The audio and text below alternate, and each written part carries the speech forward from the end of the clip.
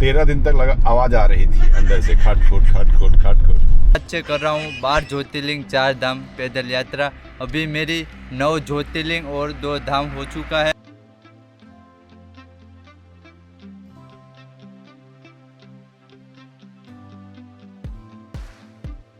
सो मल्लिकार्जुन ज्योतिर्लिंग के दर्शन के बाद हम जा रहे हैं जगन्नाथपुरी। अगर आप इस चैनल पे नए हैं, आप हमसे नहीं जुड़े हैं, तो आप हमें प्लीज सब्सक्राइब करें, लाइक करें और शेयर करें। Thank you.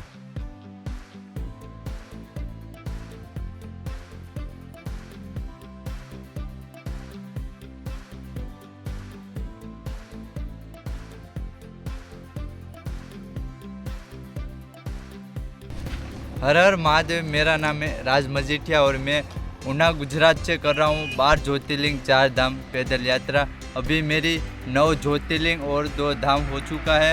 अभी आया था मल्लिकार्जुन और अभी हूँ जंगल में। मेरे को भैया मिले हैं तो भैया से मिलकर भी अच्छा लगा। और ये यात्रा है 16,000 किलोमीटर की यात्रा है। 9,000 किलोमीटर कंप्लीट हो चुका है। अभी 6,000 किलोमीटर बाकी है। बाकी तो बता भाई ने। हर हर महादेव। कौन कौन से ज्योतिर्लिंग आपने अभी तक कर लिए? अभी सोमनाथ, वहाँ से फिर द्वारका धाम किया, फिर वहाँ से नागेश्वर, अच्छे एमपी में आया। एमपी में उज्जैन ने ओमकालेश्वर ने करके फिर महाराष्ट्र में घृष्णेश्वर, त्र्यंबकेश्वर, भीमाशंकर, फिर कर्नाटक होके तमिलनाडु में रामेश्वर करके फिर आंध्र प्रदेश में आया। आंध्र प्रदेश में मल्लिकार्जुन कर लिया। फिर ज्योतिर्लिंग नहीं कर रहा हूँ और 5 में मंदिर है, ये सब ले रहा हूँ। महाराष्ट्र में 5 है, एक तो घृष्णेश्वर, त्र्यंबकेश्वर, भीमाशंकर, फिर पलरी है, ये सब मुँह कर लेता हूँ। और मेरे को मालूम नहीं इतने में मंदिर के दर्शन किया है, पर मैं ज्योतिर्लिंग का आपको बता रहा हूँ। बाकी आप घर से कब निकले हैं? अभी मेरे को 6 महीने हो चुके हैं। और अभी मेरे को लगेगा 5 महीने लगेगा। 5 महीने और लगेगा। हाँ। आपकी तबीयत बीच में नहीं, सब कुछ नहीं हुआ अभी तक। भोलेनाथ की कृपा? हाँ, भोलेनाथ की कृपा से अभी तक कुछ नहीं। अभी तक इतने जंगलों में से पार हुआ तो भी कुछ नहीं हुआ। क्या बात है। वड़प्पा जंगल है ना, हाँ। ये सब में से मैं आया हूँ। अरे अकेले? हाँ, अकेले। रात को मैं मंदिर पे रुकता हूँ। रास्ते में आने वाले मंदिरों पे। हाँ भाई गाड़ी पूरा हूँ, पैदल हूँ। वो जंगल भी आएगा तो भी गाड़ी में नहीं बैठने का। और ये जंगल से आया था, फिर से ये जंगल से जाऊंगा। अभी ये रास्ता है ना विजयवाड़ा। बहुत आप लोगों को Thank you. बहुत बहुत धन्यवाद। आप जैसे लोग को देख के हम प्रेरित होते हैं। सनातन को जिंदा रखे हैं। बहुत ही साधुवाद आपका और आपकी यात्रा मंगलमय हो। बाद आप कोई काम करते हो, आपने देख लिया है काम? नहीं, मैं काम नहीं करता। हमारे खेती बाड़ी है और फैमिली वाले खेती करते हैं। मतलब कुछ सोच के निकले थे, ऐसे मन में आया कि ज्योतिर्लिंग करते हैं? नहीं, पहले तो महादेव की बहुत ज्यादा पूजा करता था। भाई सोचने वाले जो है सोचते ही रह जाएंगे। पहले तो मेरे को ये हमारी जब तरफ से लोग थोड़ा ऐसे सा बोल रहे थे भाई मत जा, बहुत प्रॉब्लम आएगी, वो महादेव की इच्छा होगी तो मैं निकल ही गया। महादेव की कृपा ही है जो 6 महीने से आप निकले और कुछ नहीं हुआ। हाँ। और अभी भी एकदम मस्त हो। निर्मल मन जन सो मोहि पावा, मोहि कपट छल छिद्र न भावा। मतलब भगवान कहते हैं कि आप निर्मल मन से रहोगे ना, वही मुझे पसंद है। निर्मल मन जन सो मोहि पावा, मोहि कपट छल छिद्र न भावा। आप कपट छल इन सब से अगर भगवान के पास जाने की कोशिश करते हो, भगवान कभी आपको नहीं मिलेंगे। क्या बात है,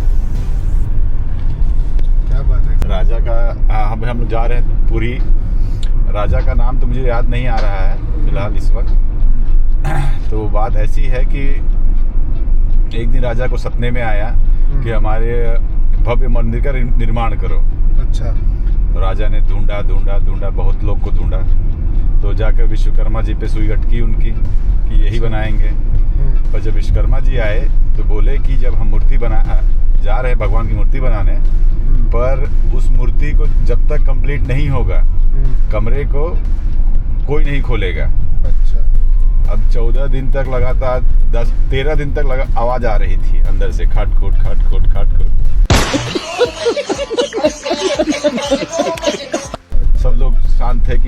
काम हो रहा है। अच्छा। और सब लोग के अंदर कौतूहल बहुत ज़्यादा थी हाँ। कि भाई क्या बना रहे हैं, कैसे बना रहे हैं, कैसे क्या हो रहा है, देखा जाए। राइट। फिर 14वें दिन अभी कहा जाता है कि उनकी आंख लग गई विश्वकर्मा जी की और थोड़ा सो गए थे वो। तो मंदिर से अंदर से, मंदिर नहीं, कमरे से जहाँ मूर्ति है अभी, हाँ। वहाँ से आवाजें आनी बंद हो गई कि कुछ काम चल रहा है, कुछ हो रहा है अंदर। राइट। तो राजा बहुत कौतूहल हो गए, बोले चलो खोलते हैं, क्या हाँ। पता क्या हो गया है, राइट। देखा जाए। और जैसे ही राजा जी ने दरवाजा खोला, राइट। विश्वकर्मा जी की आंख खुली और विश्वकर्मा जी ने काम बंद कर दिया। अच्छा। और उसमें कुछ तो उनको हुआ, एग्जैक्ट याद नहीं, पढ़ा नहीं, इतना याद नहीं आ रहा है। ठीक है। तो उस मूर्ति को उसी दिन से उसी अधूरी अवस्था में अच्छा। आज भी पूरी मंदिर में रखा गया है। अच्छा। और पूजा की जाती है। और उसमें उनकी जो साल में एक बार रथ यात्रा निकली जाती है, उनको उनके मामा के घर लेके जाया जाता है, फिर लेके वापस आया जाता है। 3-4 दिन की जर्नी होती है उनकी। अच्छा। और ये हर साल बनाया जाता है और उस लकड़ी का दोबारा उपयोग नहीं करते, जिसमें रथ यात्रा में जो उपयोग की हुई सारी लकड़ियाँ। तो उसे क्या और उस रथ यात्रा में, रथ के निर्माण में, हाँ, एक भी लोहे का औजार उपयोग नहीं किया जाता। अच्छा। हाँ। इसके पीछे का क्या कारण, कोई कारण पता है या फिर बस ऐसे है? अब कारण भी है पर अभी मुझे याद नहीं आ रहा है। तो मैं उन सब कारण ढूंढ लूंगा, थोड़ा सा रिसर्च करेंगे। पर ये भी एक बहुत, इतना तो हमें पता चला कि इसके पीछे की जो मुख्य कहानी है वो क्या है। हमारे एक और मित्र हैं पवन जी, अब इन्हें भी कुछ जानकारी है। इतना तो मैं समझ रहा हूँ कि शायद हमारी जानकारी सही भी है, गलत भी है, पर जितनी भी जो आधी अधूरी जानकारी है हम देखते हैं कि पवन जी को कितना इसके बारे में जानकारी है। वही सेम कहानी, सेम स्टोरी उसी में है। हाँ।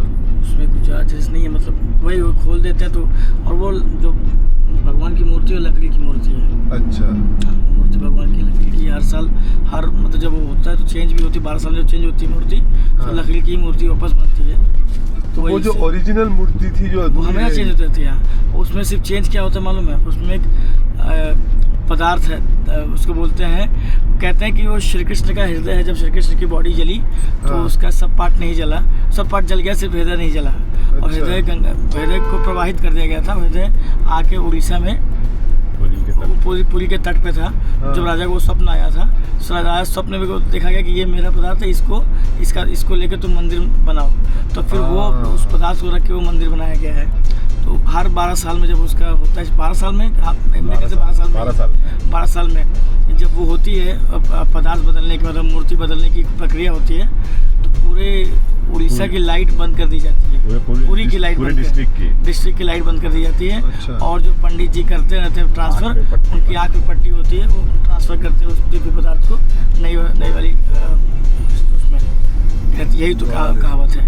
और वो स्पिरिचुअल ये है कि जो कोई देखा नहीं इस पदार्थ को क्या है वो, बट जो पंडित जी कहते हैं उनका कहना, उनको जो भी हाथ लगाते हैं कहते हैं कि बड़ा उसमें अलौकिक चीज़ें हैं। उनको ऐसा लगता है कुछ तो दुख कर रहा है, धक कर रहा है उसको, जो उसको ट्रांसफर करते हैं। कितनी आश्चर्यजनक बात है, अलौकिक हमेशा से। और जैसा कि सबको पता है, जगन्नाथपुरी का जो झंडा है, हाँ, वो हमेशा हवा के विपरीत दिशा में बहता रहता है। बिल्कुल।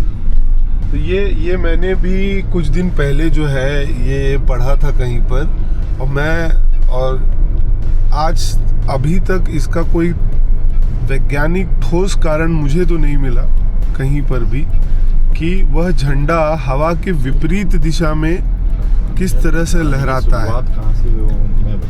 पर इसका एक और वर्जन है, हमारे एक और मित्र हैं दुर्गा राय जी। तो राजा इंद्रद्युम्न को एक दिन भगवान विष्णु जो है सपने में आए और उन्होंने कहा कि नीलांचल पर्वत पर जो है मेरी एक प्रतिमा है और आप उसे ला करके जो है एक बड़े भव्य मंदिर बनवाइए और उसमें उसको स्थापित करिए। तो राजा ने अपने सारे सैनिकों को भेजा नीलांचल पर्वत पर। वहाँ पर एक कबीला था जिसमें जो है वहाँ की कबीले का सरदार जो है वो भगवान विष्णु का अनन्य भक्त था और उस मूर्ति की पूजा जो है वो नित्य जो भी उसकी श्रद्धा थी उस हिसाब से किया करता था।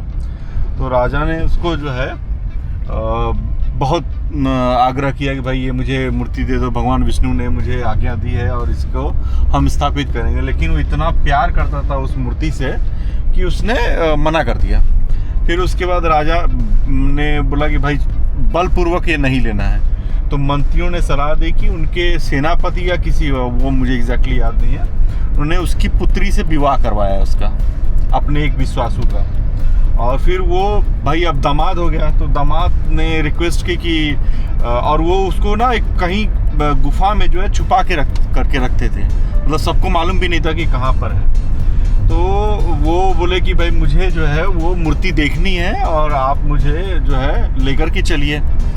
तो उनकी आंखों की पट्टी बांध दिया गया उसने, अपने जो है वो कबीले के सरदार ने, दामाद का, और साथ में लेके जाने लगे। लेकिन इसने क्या किया कि अपने मुट्ठी में राई का दाना जो है रख लिया था और एक एक राई रास्ते में गिराते गए।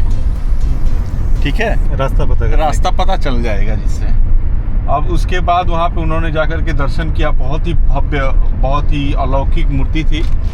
दर्शन करने के बाद जब वो वापस आए तो मतलब फिर वो जो है राजा के कुछ सैनिकों को लेकर के उस राई के जरिए, उस सरसों के जरिए जो है उस गुफा तक पहुंच गए और उन्होंने वो मूर्ति लेकर के आ गए। और जब वो सरदार को पता चला तो वो बहुत दुखी हुआ और उसने जो है आकर के राजा से बहुत विनती की और मूर्ति लेकर के चला गया।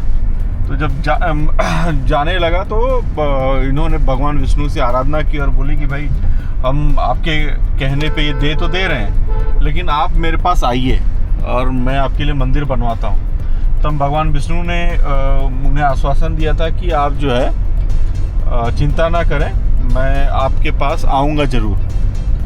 तो फिर कुछ समय बीता, उन्होंने फिर बोला कि भाई प्रभु आपने आश्वासन दिया था, बड़ा समय हो गया, आप कब आने वाले हैं?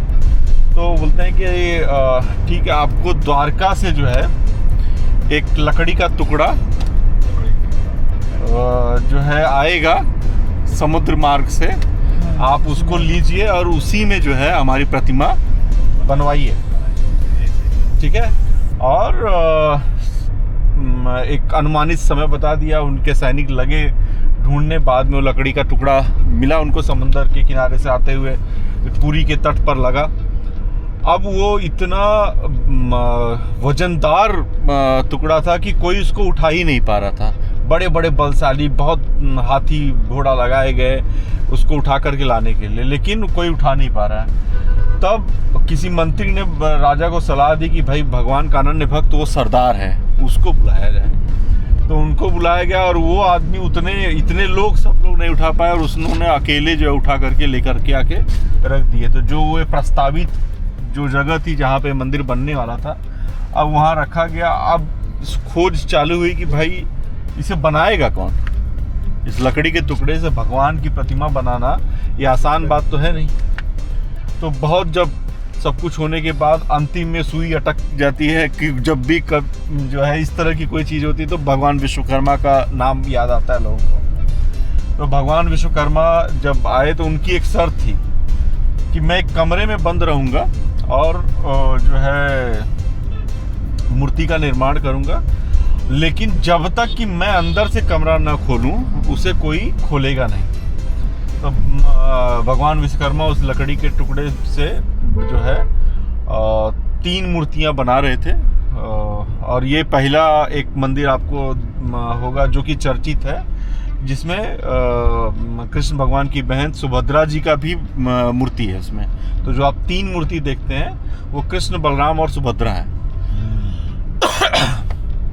तो उन्होंने मूर्ति बनाना प्रारंभ किया। तो रोज जो है राजा को वो एक अंदर से ये थी कि कैसी मूर्ति बन रही है। एक होता ना कि आपकी बहुत प्रबल इच्छा की है तो आपको देखने का मन करता है कि भाई कितना प्रोग्रेस हुआ, क्या हो रहा है। सुभद्रा जी वही थी जो अर्जुन की सास हुई बात है। हाँ जी, हाँ जी, अर्जुन सास, अर्जुन की पत्नी, उनका सॉरी, हाँ। पत्नी हुई, सॉरी। उन्हीं के पोता चीज़ें हैं जो अद्भुत हैं और जानने लायक हैं कि वहाँ पे पताका जो है हर दिन फहराई जाती है, सबसे हर दिन हाँ बदली जाती है। और वो कुछ काफ़ी बड़ी ऊंचाई है, बारिश हो, धूप हो, तूफान आए, वो प्रतिदिन बदला जाता है। और माना जाता है कि जिस दिन नहीं बदला जाएगा उसके बाद से कितने 1 साल के 12 साल के लिए मंदिर को बंद करना होगा। तो इसलिए वो जो है किसी विदाउट फेल उसको जो है बदला जाता है। और वो हवा की विपरीत दिशा में लहराता है। और वो नो फ्लाइंग जोन है, मतलब उसके ऊपर से कोई भी जो है फ्लाइट, हेलीकॉप्टर कुछ भी जो है फ्लाई नहीं कर सकता, चिड़िया भी नहीं उड़ती। हाँ सही बात बता रहे हैं कि उसके ऊपर ना कोई भी पक्षी भी उड़ते हुए आपको नज़र नहीं आएंगे। दूसरा एक बहुत इंटरेस्टिंग फैक्ट है कि जो जगन्नाथपुरी टेम्पल का जो है, जगन्नाथपुरी टेम्पल का जो ये है प्रांगण है, प्रांगण में जब आप जो है ना कदम जैसे ही आप डालेंगे तो आपको समुद्र की लहरें सुनाई नहीं देती हैं। और मंदिर से जब आप बाहर आएंगे आपको तुरंत जो है समुद्र की लहरें सुनाई देती हैं। तो ये भी एक बहुत ही ये एक बहुत बड़ा इंटरेस्टिंग फैक्ट है जो आज तक शायद मैंने या हम सब ने नहीं है वहाँ पर। गर्भगृह में घुसोगे ना, गर्भगृह में आवाज नहीं आती, गर्भगृह से आप बाहर आएंगे तो आपको और भी एक इंटरेस्टिंग फैक्ट, और वहाँ का जो भंडारा होता है, तो भंडारा वहाँ पर एक के ऊपर एक हंडा रखा जाता है और सिर्फ आग नीचे लगाई जाती है। तो कितनी मटकियाँ हैं, कितना कुछ ऐसा कुछ वो है उसके कुछ नंबर्स हैं पर मुझे याद नहीं है। और उसमें सबसे बड़ी बात क्या होती है कि जो जनरल साइंस है, जनरल साइंस ये कहता है कि जिस मटकी को आग लग रही है उसका खाना सबसे पहले पकेगा। लेकिन यहाँ पर उल्टा होता है, सबसे ऊपर रखी हुई मटकी का खाना सबसे पहले पकता है और सबसे नीचे वाली मटकी का खाना सबसे लास्ट में पकता है। और वहाँ पर कितने भी श्रद्धालु हैं, सुबह जो है कभी मतलब वहाँ से सुबह से लेकर रात तक भंडारा चलते रहता है। और आज तक जितना भी जो है एग्जाम्पल निकाल कर देखा जाए, जो भी रिकॉर्ड अभी तक अवेलेबल है, कभी भी वहाँ के भंडारे में खाने की कमी नहीं हुई है। न खाने की कमी हुई है, न खाना वेस्ट हुआ है। हाँ, कभी न खाना वेस्ट होता है। महाप्रसाद तो मतलब आपके या सबके हिसाब से भौतिक विज्ञान के 2 लॉजिक को वहाँ फेल किया जाता है, बिल्कुल। और ये अपने आप में ही एक चमत्कार है। और चमत्कार को नमस्कार है। इसके अलावा और कोई जानकारी नहीं, बस अब इसके बाद वहाँ पर चल करके कुछ लोगों से मिला जाएगा, लोगों को जो है वहाँ के लोगों के बारे में और लोगों से बात की जाएगी तो समझ में आएगा कि वहाँ के लोग कैसे इस चीज़ों को देखते हैं और समझते हैं। बिल्कुल, धन्यवाद आपकी स्टोरी के लिए। वो हो चुके थे ना, तांडव नृत्य शुरू कर दिए थे माँ को लेके। तो सब दुनिया जानती है कि भगवान का अगर तांडव शुरू हुआ तो प्रकृति खत्म किस पे है। तो सभी देवताओं ने विष्णु जी से कहा कि अब उनको कैसे रोकें। अब विष्णु जी भी तो खुद डरे हुए थे, फिर भी उन्होंने क्या किया, अपने सुदर्शन चक्र से माता के अंग जो है ना, जो करते करते गिरते जा रहे थे, तो उस प्रकार से सुदर्शन चक्र से माता के अंग गिरे हैं। जो चीज़ जहाँ गिरी है वो शक्तिपीठ कहलाई है, ताकि वो खत्म हो जाए, भगवान के हाथ में कुछ न रहे, तब तो थोड़ा उनसे बात भी कर पाएँ। क्योंकि भगवान जब तक शिव के हाथ में वो थी, शिव रुक ही नहीं रहे थे किसी भी चीज़ से। अच्छा, मतलब वो सुदर्शन चक्र से काट दिया, सुदर्शन चक्र से सब चीज़ कट करके गिरती चली गई हैं। और भगवान नृत्य करते रह गए थे। तांडव नृत्य उसे ही कहा जाता है। तांडव वो तांडव ही कर दिए थे ना। वो उन्होंने मतलब सती के गम में अंतिम बार उन्होंने किया था। और ऐसा था कि वो अगर नहीं तो कुछ देर और चलता तो हो सकता था कि पूरी सृष्टि का विनाश उसी दिन कर देते, क्योंकि वो उस रूप में आ चुके थे। क्योंकि शक्ति के पहली और आखिरी बार उन्होंने उसके बाद तो उन्होंने फिर वही तय, उसके बाद जब हुआ ना दिल में, तो भगवान ने फिर ऐसी समाधि ली, कई हजार साल तक भगवान समाधि में ही चले गए थे। तब फिर वही जो पार्वती जी का जन्म हुआ है, तो फिर वही कहता है कि कैसे भगवान को समाधि से उठाओ, नहीं तो बाकी काम भी तो है। तब फिर बाकी गणना की गई। माता जी बहुत तपस्या करती थी, पार्वती जी बहुत करती थी कि उनकी हो जाए, बट फिर भी समय लगा आने में। अच्छा, एक बात ये भी है कि सती जी के एक चीज़ आप लोग सोचिएगा, क्योंकि कैसे होता है ना, भगवान शिव हमेशा कथा पार्वती की क्यों सुनाते हैं? बहुत अच्छा क्वेश्चन किया। क्या भगवान शिव इसको भी रिकॉर्ड मत कर। नहीं करो ना, हाँ, अच्छी कहानी दो, भगवान ज्ञान मिलेगा। मुझे मैं अपने सत्तर सोचता हूँ कि भगवान शिव हमेशा हर कथा जो भगवान राम की चल रही है, भगवान शिव कथा सुनाते हैं, पार्वती जी को सुना रहे हैं, क्योंकि भगवान शिव उस पहली वाली गलती से सीख चुके थे। उसके बाद हमेशा पार्वती जी को अपनी अपनी बातें, हर चीज़ जो हो रही है सब बताते चले हैं। सती जी के समय भी ऐसा हुआ था। सती जी ने जो एक गलती थी कि जैसे सब जानते हैं कि राम अवतार हर बार होता जाता है, तो उस कालखंड में जब राम अवतार हुआ था तो पार्वती सती ने गलती की थी। सती जी से जो गलती हुई थी कि राम अवतार चल रहा था उस वक्त, और यही सीता जी खो गई थी। ठीक है, सीता जी खो गई हैं और राम और लक्ष्मण वन वन भटक रहे हैं, हे चिड़िया हे ऐसे करके कर रहे हैं। और उसके पहले भी सती जी से जब होता था तो भगवान शिव हमेशा राम को प्रणाम करते थे, कहते थे कि ये हमारे भगवान हैं। हमेशा भगवान राम को हमेशा प्रणाम किया करते थे। सती जी बोली अगर ये भगवान हैं तो आप उनको क्यों प्रणाम कर रहे हैं? तो कहे नहीं ये भगवान हैं, मानो सती मेरी बात। सती जी ने उनकी वो बात नहीं मानी। सती जी ने परीक्षा लेने की सोची, भगवान राम की परीक्षा लेने की सोची, और सती जी सीता का रूप धरकर मिल गई। बोली मैं मिल गई। और वो जब देखी है ये राम देखे हैं, राम ने तुरंत मस्तक पे हाथ लगाया, माता जी आप यहाँ कैसे हैं, भगवान कहाँ है? ये बात सुन के अब उससे वो छेप गई। ये तो भगवान ने पहचान लिया कि मैं कौन हूँ, मैं सीता नहीं हूँ। तो वो चली आई। तो भगवान शिव ने पूछा हाँ मिल गया? बोली हाँ मैं समझ गया भगवान ही है। उन्होंने बताया नहीं भगवान शिव को, बट भगवान शिव तो अंतर्यामी थे ही, तो उन्होंने जान लिया कि इन्होंने क्या किया। तब भगवान शिव ने उसी दिन ये ठाना कि हे सती, ठाना मतलब उसी दिन से सती को उन्होंने सती का त्याग इस आंतरिक रूप से त्याग कर दिया था कि अब आप मेरी पत्नी नहीं हो सकती, आप मेरी माँ समान हो गई हैं, क्योंकि आपने मेरी माँ का रूप धरा था सीता बन के। उसके बाद सती का होता है, सती चली जाती हैं। फिर जब पार्वती का रूप आता है तो पार्वती के रूप में भगवान ने सब बातें सती को बताई, पार्वती को बताई कि ये घटना ऐसे हुई, ये घटना हुई, ताकि आप रामचरितमानस पढ़ो या वाल्मीकि रामायण पढ़ो, वो सब जगह बोलता है कि शंभु भगवान शिव बता रहे हैं पार्वती। सबसे पहले कथा कहने वाले इस रामचरितमानस की कथा कही है भगवान शिव ने पार्वती को सुनाई है। दूसरी बार इस कथा को इसने कहा है, दूसरी बार कहा है काकभूषुंडी महाराज ने गरुड़देव को सुनाया है। तीसरी बार शायद से भारद्वाज मुनि को सुनाई गई है, यहाँ पर प्रयागराज में सुनाई गई है। और चौथी कथा जो पूरी दुनिया सुना रही है, हर कोई सुना रहा है। यही वो कथा है जो सुनाते वक्त दो कबूतर थे? नहीं, वो अमरनाथ की कथा है जो ब्रह्म ज्ञान की, वो ब्रह्म ज्ञान की कथा सुना, ब्रह्म ज्ञान दे रहे थे पार्वती जी को भगवान शिव। तो निचोड़ ये है कि उसके बाद जब भगवान शिव को आपस से पार्वती शादी हुई है ना, तो भगवान शिव थोड़े से सतर्क हो चुके थे। हर चीज़ का भाव, हर चीज़ की बातें पत्नी को हमेशा बताते रहते थे। हर चीज़ में वो अपने आप बताते चले आजकल मतलब बहुत सारे लोगों का ये भी क्वेश्चन है, जैसे टोटल शक्तिपीठ जितने हैं वो हैं क्या बात? हाँ, और ऐसा भी मानना है, या मानना क्या स्थापित ही है, शंकराचार्य द्वारा जो स्थापित शक्तिपीठ हैं, अष्टदशा शक्तिपीठ जिन्हें कहते हैं, उनकी मान्यता ज़्यादा है। शंकराचार्य ने उन्हीं में से सिलेक्टेड, उन्हीं शक्तिपीठों में क्योंकि उन्होंने तपस्या भगवान शिव के साथ जब तपस्या करी है, शिव के तपस्या की, तो उन्होंने उसके हिसाब से अपने शक्तिपीठों को प्रदर्शित, क्योंकि हमारे यहाँ पे अभी के समय में हम सर्वोच्च स्थिति पर हमारे यहाँ पे धर्मशास्त्र में शंकराचार्य को माना गया है। तो शंकराचार्य ने जो अपने जैसे उन्होंने जिनको कहा शक्तिपीठों में शामिल किया है वो हैं ही, उनको तो माना जाता है। बाकी तो हमारी ये जो कथा है ये सब आती हैं पुराणों के हिसाब से आती है ना, पुराणों के सहित के हम पुराण के हिसाब से बताते हैं। शिव महापुराण में लिखा गया है, उसके हिसाब से शक्ति पुराण में लिखा गया शक्ति पुराण कहाँ, शक्ति का कैसे कैसे हैं। शंकराचार्य उसको अपने तर्कों से बना के उन्होंने अपने उससे किया हुआ है। और जब सुदर्शन चक्र ने सती माता के सारे अंगों को काट के गिरा दिया, तब आखिरी में तो उनके हाथ में कुछ नहीं बचा।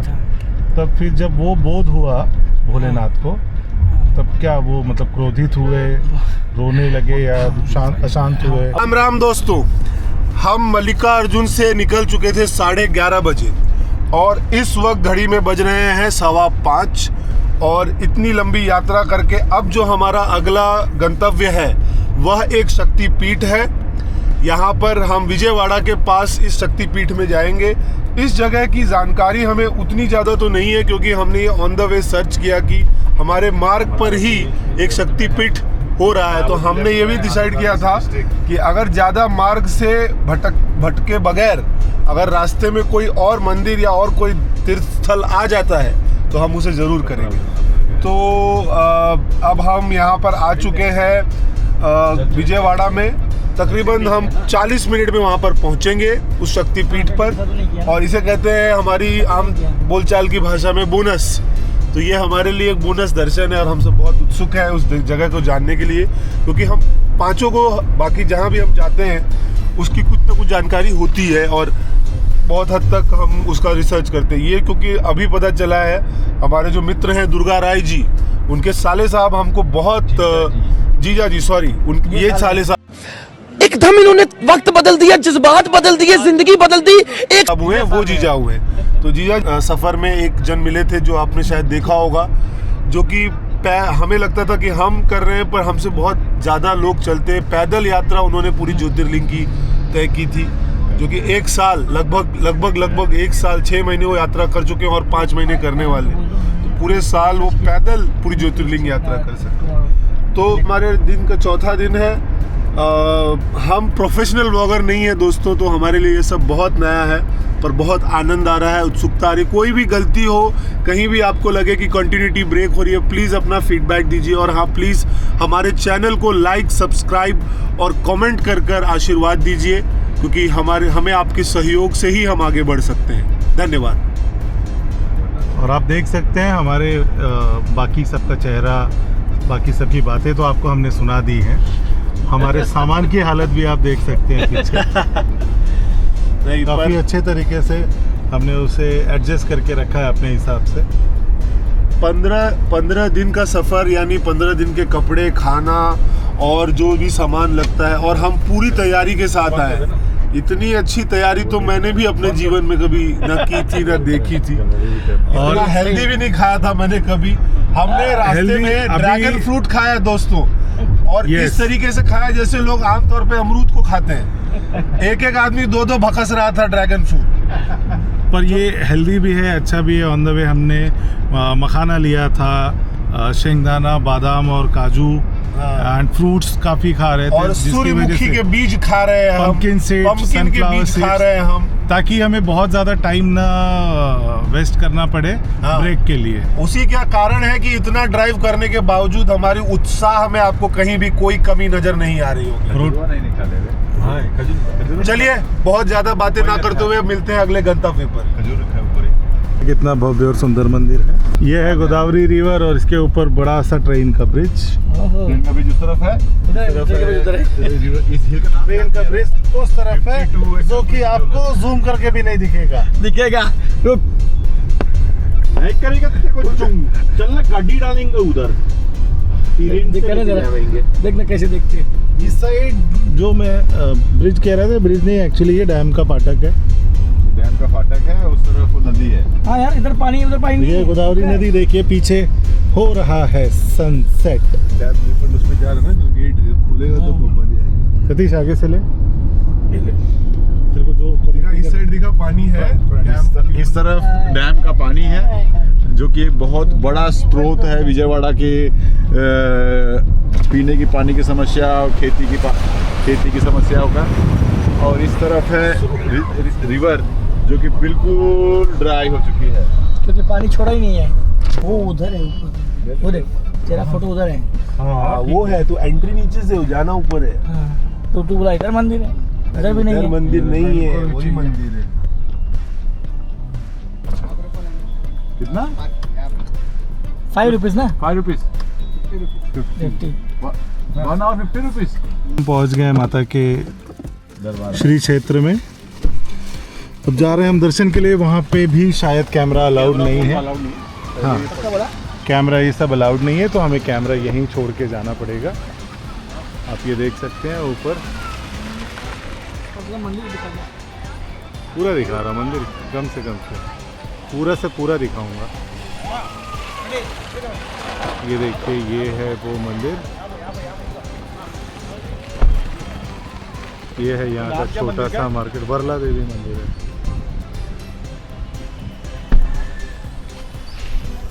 वो गुफा क्या नाम था पूरा बताइए जरा इस मंदिर का, शक्तिपीठ जो है? वर्ला देवी मंदिर, ये जो शक्तिपीठ है वो वर्ला माता मंदिर है। तो दुर्गेश्वरी वर्ला देवी मंदिर जी, पूरा नाम बताइए। श्री दुर्गा मल्लेश्वरा स्वामी वर्ला देवस्थानम। ये काफ़ी ऊंचाई पर लग रहा है, हमें ये पता नहीं था, पर चलिए आ गए तो जाएंगे दर्शन करने। दोस्तों अब ये शक्तिपीठ हमें बोनस में मिला है, बोनस से सौभाग्य कह सकते हैं इसको। काफ़ी सुंदर, अगेन बहुत ही अद्भुत मंदिर। ये भी जिस तरीके से दुकानें लग तो रहा है, बहुत सुप्रसिद्ध है और काफ़ी भीड़ आती होगी। अभी कम है भीड़, तो देखते हैं। नॉर्मल डे ना। तो हम अब जल्दी मिलेंगे आपसे, दर्शन करके आते हैं। ऊपर जैसे कि हर एक मंदिरों में कैमरा अलाउड नहीं है और हमें मंदिर में हम व्लॉग नहीं कर सकते, तो हम यहीं तक आपको करेंगे। मंदिर से आने के बाद हम फिर आपसे मिलते हैं और अपना एक्सपीरियंस, अपना अनुभव शेयर करते हैं। बाय। सो फाइनली हमारा वर्ला देवी मंदिर, जो कि एक शक्तिपीठ है, वहाँ का दर्शन कंप्लीट हो चुका है। ये देख सकते हैं एक बड़ा सा ओम का निशान, और ये आप ऊपर देख सकते हैं, ये जो है बीच में वो है माता का मंदिर। वहाँ जाने के लिए फ्री दर्शन है, 100 रुपये, 300 रुपये और 500 रुपये के पासेस हैं। अगर आप अपनी सुविधा अनुसार जैसे भी जा सकते हैं। मंदिर बहुत ही भव्य है और दर्शन हमें बहुत आसानी से मिला, और माता की मूर्ति बहुत ही अलौकिक और देखने लायक बनता है। तो अब आगे की जर्नी हम प्रस्थान कर रहे हैं जगन्नाथपुरी के लिए।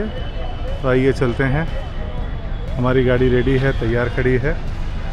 चलिए दोस्तों निकलते हैं। काफ़ी लंबे ट्रैवल करने के बाद और काफ़ी ढूंढने के बाद हमें फाइनली ये टिंकू ढाबा मिला। हमारे लिए तो एक वरदान के जैसे ही था, क्योंकि ऑलमोस्ट पूरे रास्ते पे कोई भी ढंग का होटल ही नहीं था। तो फाइनली चेक करके ये मिला है, बहुत खुश हुए। यहाँ पे हमने कर्ड राइस खाया, काफ़ी टेस्टी था, और आप देख सकते हैं यहाँ व्यवस्था भी अच्छी है काफ़ी। आप बाहर भी बैठ सकते हैं, अंदर भी बैठ सकते हैं। अंदर एक्चुअली नॉनवेज सेक्शन है, सो हमने प्रेफर किया बाहर ही बैठना। यहाँ खाट वीट भी लगाई गई है, देखिए हमारे झा साहब खाट पे लंबे हो गए हैं, फुल मज़ा ले रहे हैं गांव की खटिया का, खटिया तोड़ते हुए। देख सकते हैं खुले में काफ़ी अच्छा होटल है।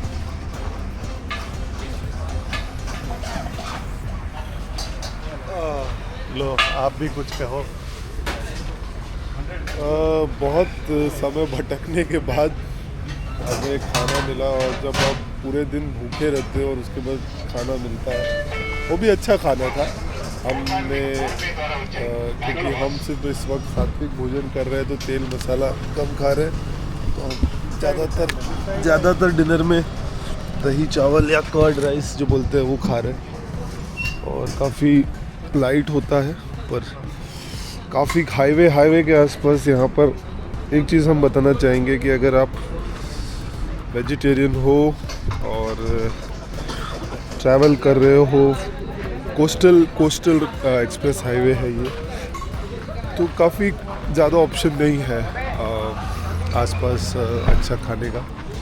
तो हमारे पास तो वैसे बहुत कुछ था स्नैक्स आइटम, बट रात के समय में थोड़ा सा खाना चाहिए होता है। फिर भी जब मिला तो ये शायद एक कोई नया ढाबा खुला है, टिंकू ढाबा। टिंकू समझ में आ रहा है, बाकी छोटा वो जो भाषा है वो शायद तेलुगु में है, तो वो समझ में नहीं आता, बट जो भी था अच्छा था। कहते हैं समय पे अगर आपकी ज़रूरत पूरी हो जाए तो भगवान जैसा प्रतीत होता है। तो अब हमारा जो अगला सफ़र है, अब हम देखेंगे यहाँ से तकरीबन 2-3 घंटे या 2 घंटे के बाद जो भी आसपास कोई होटल मिलेगा, वहाँ पे हम रात में रेस्ट करेंगे, और अर्ली मॉर्निंग सवेरे हमारा बाकी का सफ़र तय करेंगे जगन्नाथपुरी के लिए। तब तक के लिए अब हम भी आपसे अलविदा कहते हैं, और कल सवेरे आपसे मिलेंगे। चलिए, राम राम, जय श्री राम, जय श्री राम, जय श्री राम। Bye bye Tinku dhaba.